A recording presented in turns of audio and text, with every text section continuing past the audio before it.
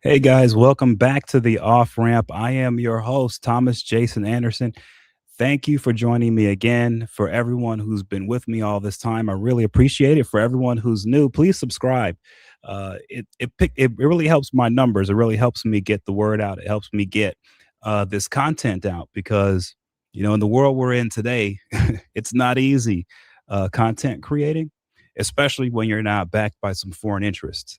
So I'm doing this on my own from scratch. All of the research is my own. All of the production is my own. The set I did on my own. Um, Everything is me. And it's important that's happening now because in today's world that we're in, there is a war between two superpowers, the United States and China. I'm inside the United States, and I was a part of the think tank community in Washington D.C. for over 15 years, and I had a pivotal role to play. And the job I played for that time when I was there was to work with the media, the New York Times, the New York Post, the Washington Post, every newspaper in the country, including television networks like Fox News, CNN, you name it. But it was my job whenever these news agencies ran into a reporting problem and they needed help to be able to prove that a story was either true or not, they would come to me. And the at the old place I used to work at, called the National Legal and Policy Center, uh, everyone knew in the media space to come to me when you wanted the truth, when you wanted the truth backed up by public documents. And that's my expertise. So I'm bringing that to you guys through this platform every day. I try to, at least every day. And the subscriptions make a difference.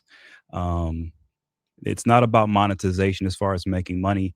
It's about getting the message out. And the more likes and subscriptions I get, the further the message goes. And the reason why this message is important is because just as I used to provide this work to members of the media for 15 years, I'm now providing it to the general public. Yes, it's in a different form. It's through this platform that I have, Off Ramp Politics. And if you go to offramppolitics.com, you'll see a lot of my written pieces. I don't get heavy into exposing the public documents that I obtain.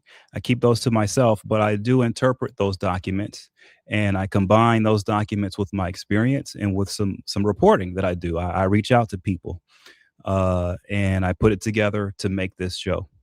And so what you're going to get, the reason why I call it Off Ramp Politics is because you're going to get something totally different here. You're not going to get what you see in the media space. You will get the news that's happening right now, yes, but the perspective you're going to get is the same perspective you'd have if you were researching this type of stuff in the background with the people in the media for 20 years. And it's a totally different perspective. It um it's a refreshing perspective, actually, because transparency is everything, sunlight is everything, and being able to access the sunlight, being able to access the evidence, the public documents, through transparency, through the skills that I have, and to analyze it and apply it to the news stories of the day, it makes a big difference. I know it makes a big difference in my life. And it's made a big difference in the lives of everyone that I know that I've shared it with. So I'm trying to share it with more people around the world, uh, the best I can, because I feel like it's a calling of mine to sort of be a healer. I'm not politically inclined one way or the other. Yes, I do tend to work with the conservative side of things most of the time, but that's because of my faith.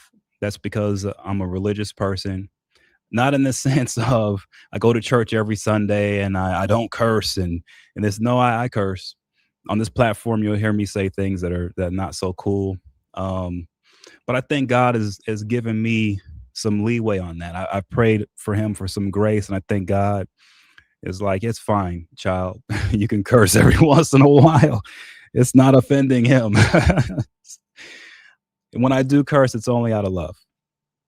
And so I'm looking to see how many people are on now. Cool. So I'm getting some viewers on now. Thank you for joining. Like I said, guys, please subscribe and please share.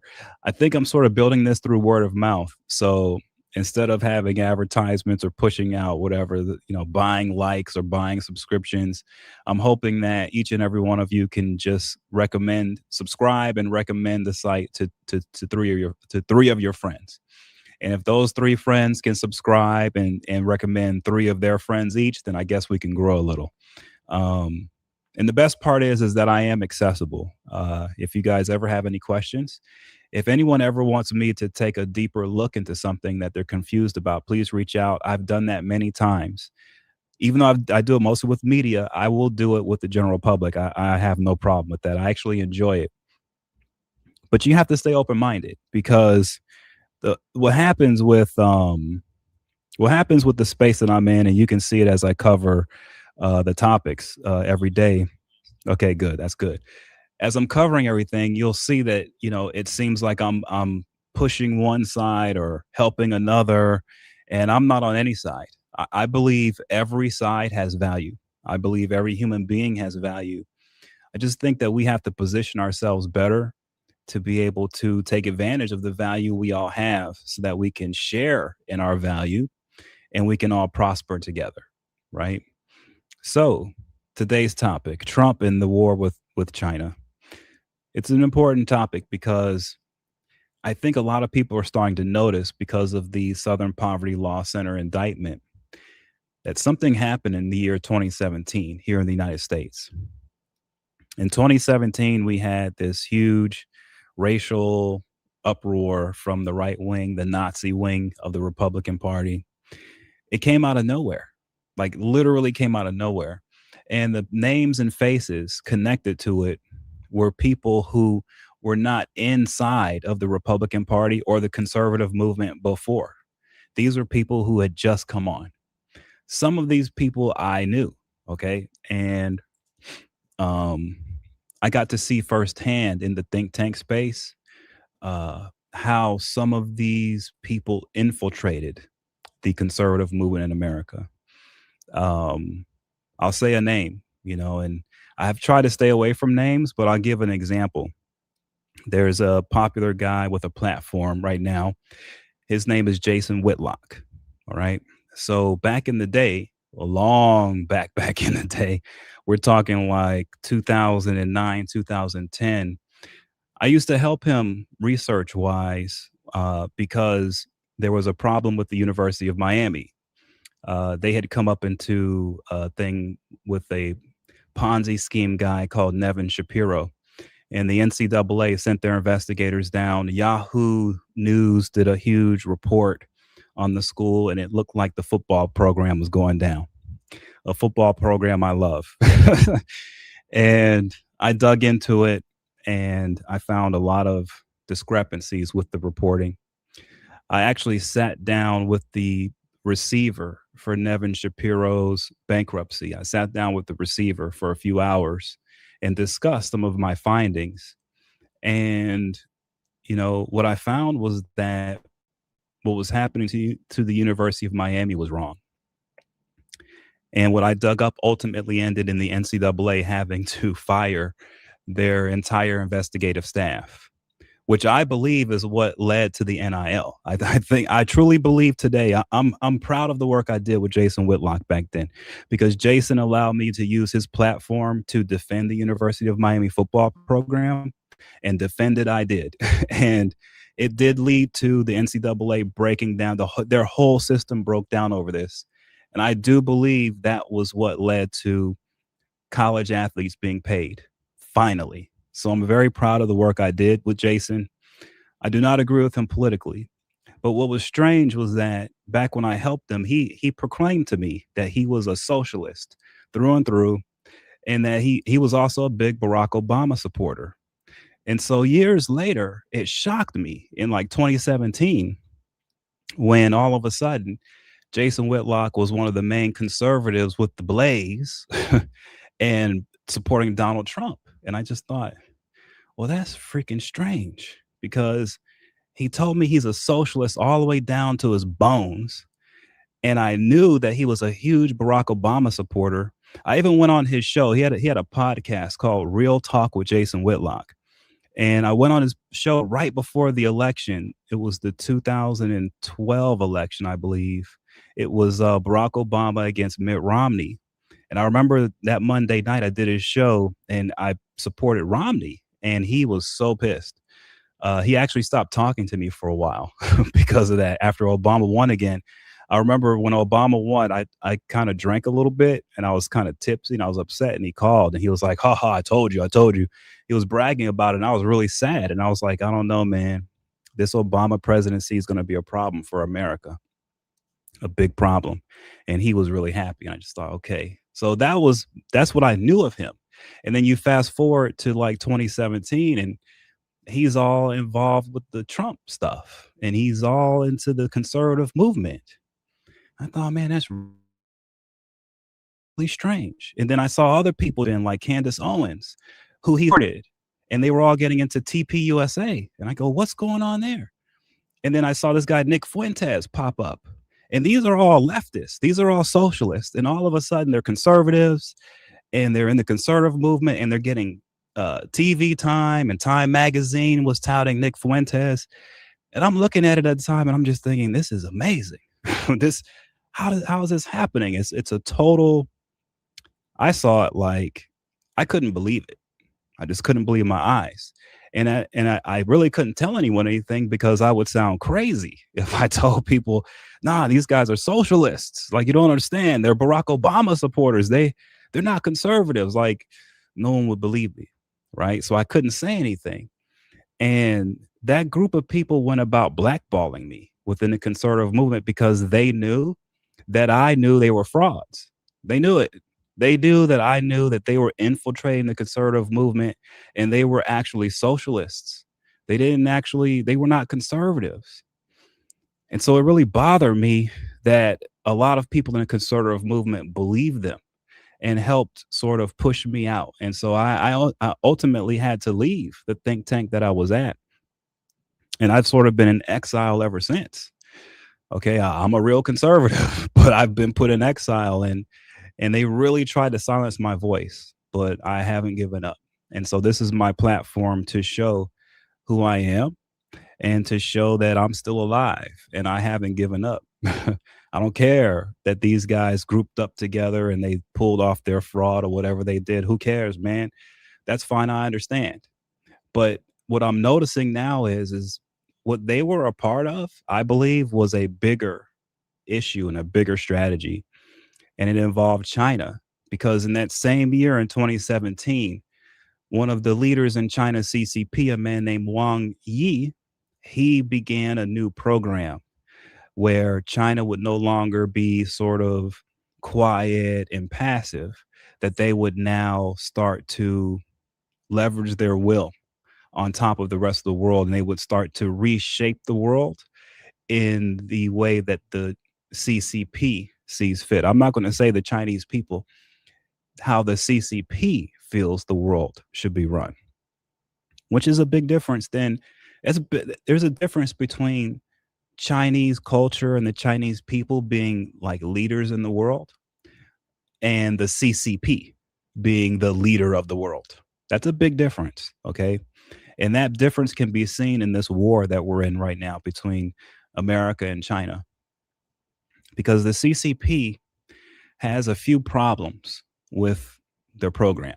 Okay. And the biggest problem that they have is that they're one dimensional. They're one dimensional when it comes to how they operate in this world. They only have one way to measure success, and that's material wealth. There's no other way. The CCP has banned all religion.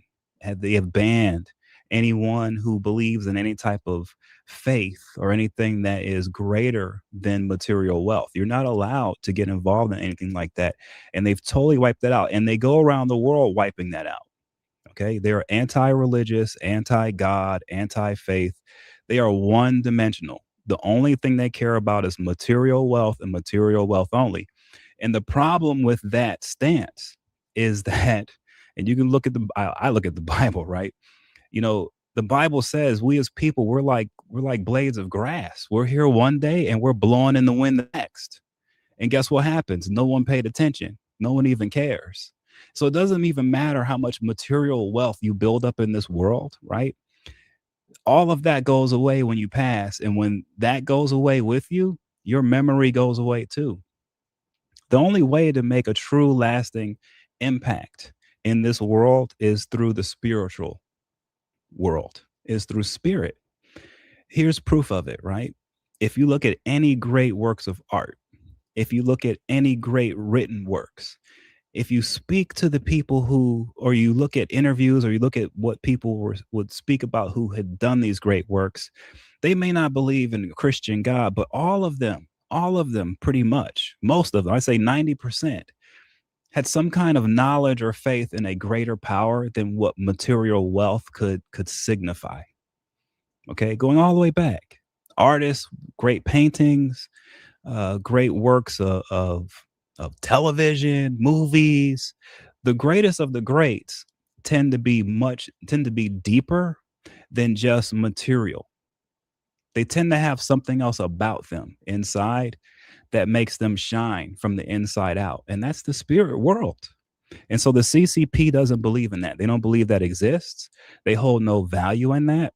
And so they come into this war with America very one dimensional. Their measure of success is, can we consume more material things? Can we collect and hoard oil and rare earth metals and gold and money and property? And we need titles. Like this is, and the problem with that is you're never going to be satisfied if that's how you approach the world.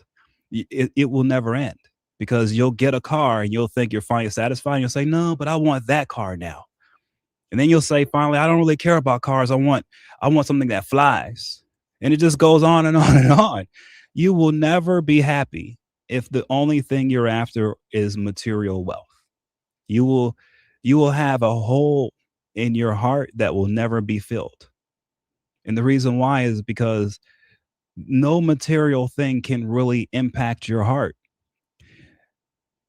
I know that doesn't make sense, because people are like, well, how about if you love someone that's a material person? Well, who are you loving? What, their skin, their hair, or the person?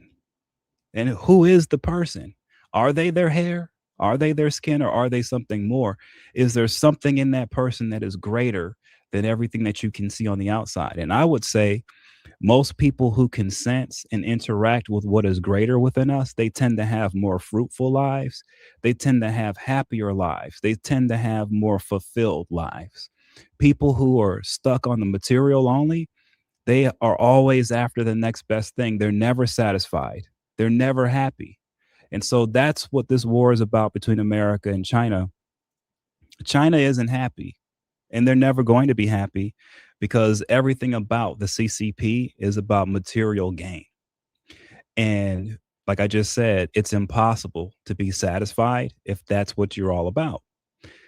And so going back to 2017, Wang Yi decided, and the chairman of the CCP, Xi, decided to implement this new forward China thing, where they were now going to impact the world and make CCP the group of people who rule the entire world. And part of that program was reaching into the United States and coming at us not only economically, but they were attacking our think tanks. They were attacking our universities. They are going after anyone and everyone who could be a threat to them. Okay. Perfect example is I'm the guy who found that they had the secret police stations in New York City. I handed that off to the media. That was a big deal. That's how flagrant they are. They actually set up secret police stations in cities all over the world, where they go and they harass people and they illegally imprison them and ship them away, which after they're shipped away, they harvest their organs and they kill them. So this is a very nefarious group, the CCP, and their actions have been out of control since 2017. And so when I saw that 2017 year was important, that's when Candace Owens, all these people jumped into the conservative movement. That's also the year the Chinese started to get offensive into our society. I said, I'll bet that what's happening here is China has found a way through dark money to fund these people.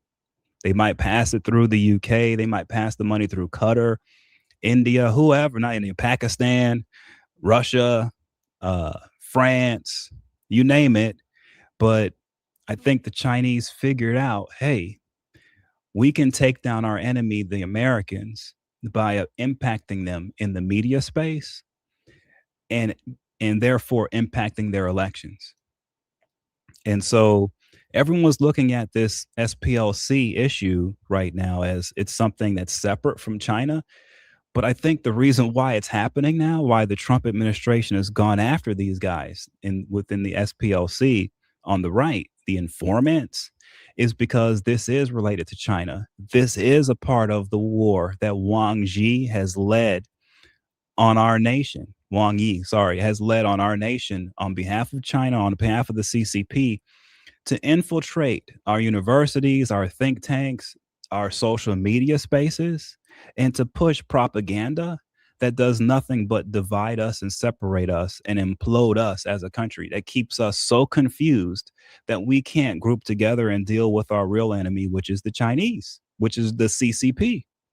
And it's been a masterful job that this guy's pulled off up until now. Okay. Now they're in trouble. And now they have people like myself who have weathered the storm, who are not backing down. We're fighting back in the media space. We have our own platforms. We're pushing hard. And yes, you saw, as people saw yesterday, I am involved in what's going on in Guyana because I know the CCP is there. The Jagdale Bridge, that was the CCP. That's a part of them trying to bankrupt the nation of Guyana. Okay. They want to bankrupt that nation through really expensive public works that really are not affordable, that are not even really useful, that as far as making money, the kind of revenue you need in order to pay for such a project. And then once the nation is backed up and can't pay the loans, then China gets to basically strip you of all your resources, which in Guyana, it's plentiful. So right now, you can tell that the PPP, the party that's leading the Guyana, they have totally fallen into the trap. Bharat Jagdeo named that giant Chinese built bridge after himself while he's still alive. He's bought in. He used to have a guy who lived on his property named Su, a Chinese guy who owned over half of all of Guyana's timber. Okay. So clearly the CCP have gotten their hooks into the leadership of Guyana, the PPP. They're there. Okay. And their job is to impoverish and to enslave the people of Guyana in order to steal your resources. And in the process, they will use Guyana against the United States to create problems in Venezuela and other places in the Caribbean, to allow the Iranians to build drone factories and to launch terrorist attacks from South America into the United States and to the rest of the region. They've been at this for a long time. It's very dangerous. And so, yeah, I've been pushing back, and we're getting to that point now where I think the Trump administration is getting there, where they're going to start looking at these guys in Guyana.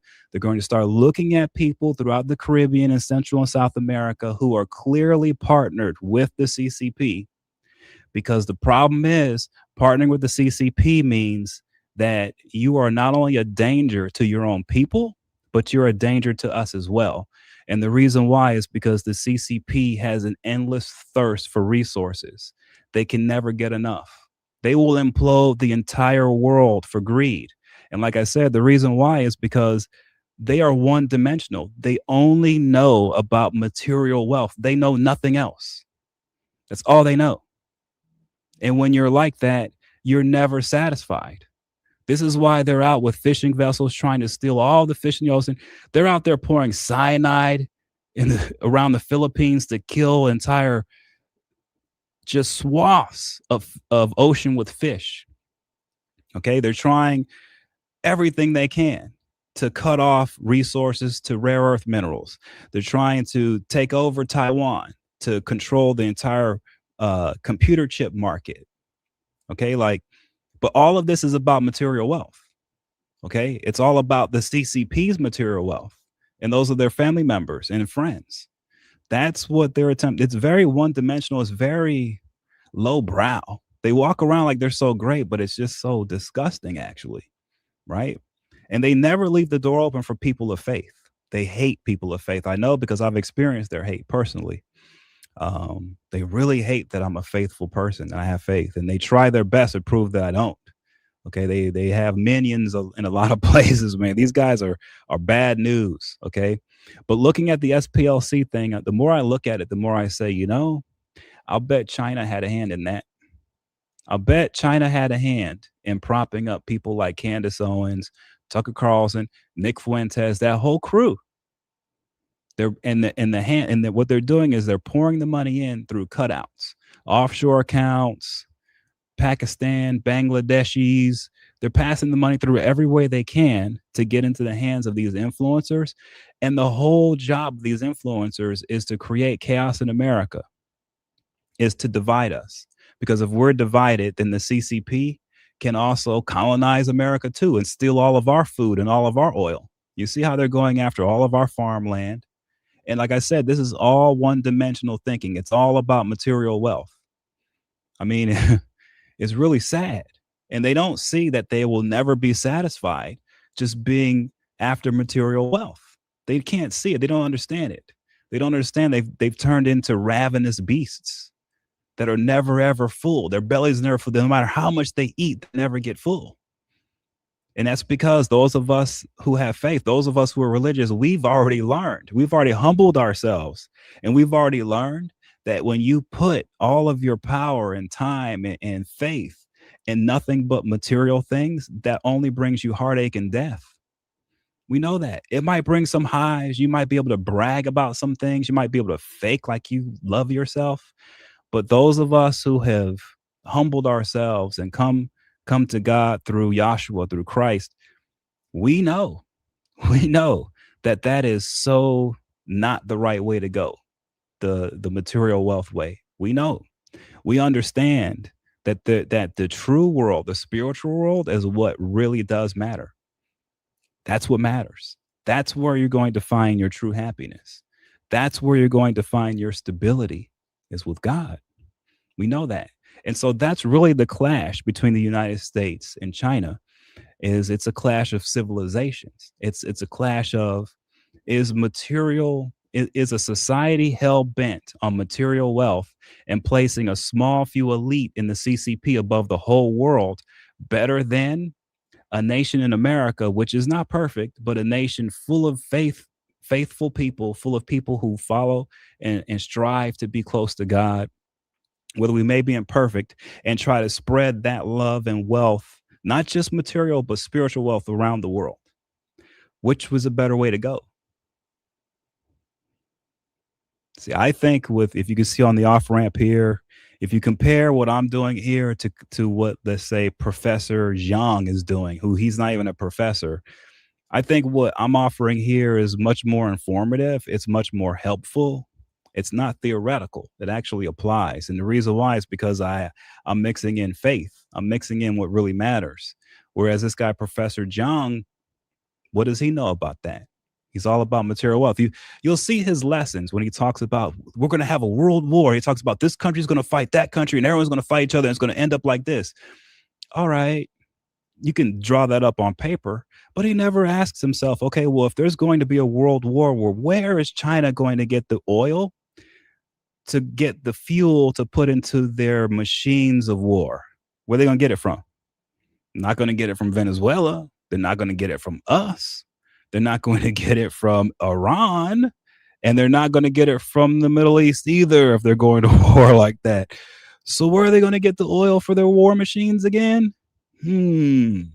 Professor Zhang never answers this question.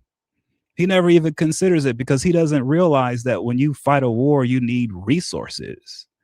You need food. You have to feed your soldiers. You have to have oil. You have to have a lot of money. You have to have, it's not just the weapons or the know-how or the want to fight.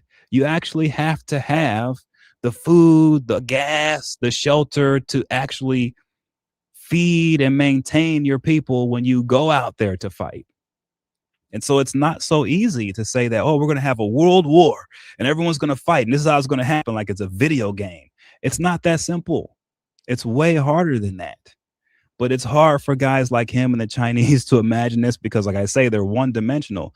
They just do the math on a piece of paper and they say, oh, this is what we need here, here, there for material things. And they never really think about, huh, well, how does all of this work as a whole? And how do we keep our society together? And how do we influence other societies other than trying to bait them into listening to us through claims of getting riches later on if we help you? Right? Is there some type of spiritual zone here? Is there a religious zone? Is there a zone of faith that can be used to bring nations together? They can't do that. It's against the law. CCP won't allow it. And so I think that's what does bring us together is our faith. I think that is a much better glue than material wealth. Like I say, material wealth comes and goes. And so here's where we are today, right? The SPLC, I'm pretty sure, had something to do with China. I'm pretty sure Trump going after it now is a part of dismantling the Chinese network of things here in the United States and getting rid of it because we are in a war with them. I think the way this is going to end is we're going to see the CCP fall. That's what I think. I don't think they can maintain themselves any longer because in order for them to maintain, not only do they have to, be good with all their international partners, but they have to be growing their relationship with these partners. And with the way that things have shooken out in Venezuela and in Iran and soon to be Cuba, they aren't going to have what they need materially to be able to get the kind of partners they need on their side to hold on to power. So I see a lot of chaos coming in China soon. And I think it's for the better because I think they need to stop being one dimensional. If you want to be a world leader, you cannot be one dimensional. You can't just be focused on material wealth and you can't be just focused on one group of elite running the entire world. You have to be able to have some faith there. You have to be able to share the wealth. You have to be able to share the power. You have to be able to trust your partners and not always look to them to bankrupt them so that you can harvest their population's organs. All right. This is what these guys are doing. They're going into Africa. They're bankrupting these nations. They steal their resources. And in the meantime, they're grabbing the people in those nations and they're harvesting their organs. This is sick stuff. This is what you get when you're one dimensional and all you care about is material wealth. Because for them, they're only here to live and then they're gone. And so for them, if that means harvesting other people's organs, innocent people's organs, so they can continue to live longer than they should, that's what they're going to do. And that is what they do. China is prolific in harvesting organs off of people all over the place, even their own people. Right. So that just, it's a sad state of affairs. So I fully expect the CCP to have problems here.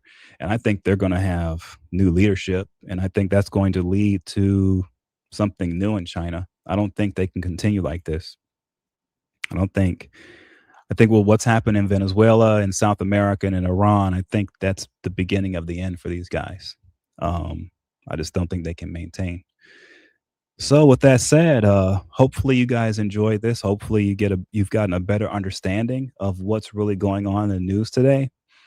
I'm sorry I gave some names, but it is what it is. We're at that point in time now where people need to know the truth of what's happening in America and in the world. And this is what's going on. So if you do enjoy the content, please subscribe and please tell 3 of your friends and have them tell 3 of their friends each, because I've got to do this through word of mouth, the old fashioned way, not, through Bangladeshi bots boosting my stats. With that said, guys, I'll be back on later with a few shorts and I'll talk about this a little more and we'll dig into some stuff. But I love you guys. Take care. Have a great day.